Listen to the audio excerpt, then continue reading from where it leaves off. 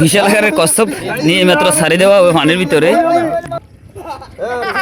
একবারে যেতা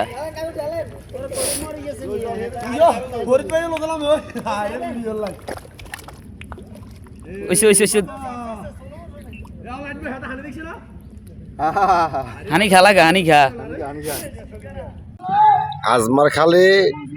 সরকিং সর্বগুলা আজমার খালে একটা কচ্ছপ লাগছে ওজন মনে হয় 1-1.5 মন হইব রাত্রে লাগছে পরে আমরা দিনে আবার নদীতে ছাড়ে দিছি এই কচ্ছপটা আমরা মারি নাও এটা নদীতে আবার ছাড়ে দিছি নদীতে একটা কচ্ছপ পাইছিলাম জালের মাধ্যমে বিন্দি জাল আর কি রাত্রিবেলা পাইছিলাম মানে আমরা মনে হচ্ছিলাম এটা একটা মাছ আমরা চিনি না শিয়া বাটার ও ভিটামিনে সমৃদ্ধ লিলি বিউটি সোপ তারুণ্যময় উজ্জ্বল ত্বকের জন্য রিমার্ক এখন গাড়া ইন্ডিয়ার পরে যাই মানে ওই যে মানুষের কাছে জানছিলাম এটা কচ্ছপ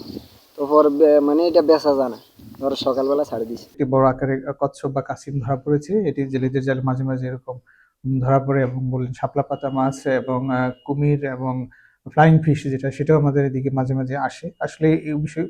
এই প্রাণীগুলো এখন আমাদের এন্ডেঞ্জার্ড স্পিসিস বা বিলুপ্ত প্রায় প্রাণী বলে এই সমস্ত প্রাণীদের রক্ষার্থে আমাদের মানে কাজ করা উচিত আপনি জানেন যে বন্য প্রাণী সংরক্ষণ আইন নামে একটা আইন আছে সেই সমস্ত মানে সেই আইনে এই সমস্ত প্রাণী মানে ধরা এবং এগুলো নিধন করা নিষিদ্ধ করা হয়েছে পাশাপাশি আমাদেরও সচেতন হতে হবে আর শুধু আমরা যারা জেলেদের তাদের নয় আমরা যারা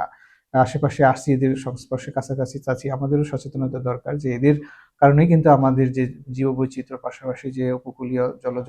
যে জীববৈচিত্র্য সেটি রক্ষার জন্য এদের ভূমিকা অনস্বীকার্য এবং এদেরকে আমরা যদি ধ্বংস করে ফেলি বা হত্যা করে ফেলি তাহলে কিন্তু আমরা আমাদের এই পরিবেশ বা ইকোসিস্টেমের উপরে আঘাত করলাম সেই জন্য আমাদের সচেতন হতে হবে যাতে এই সমস্ত প্রাণী যখন জেলেদের দ্বারা ধরা পড়ে আমরা সেটা যেন অবমুক্ত ব্যবস্থা করি এবং তাদেরকে আমরা মেরে না ফেলি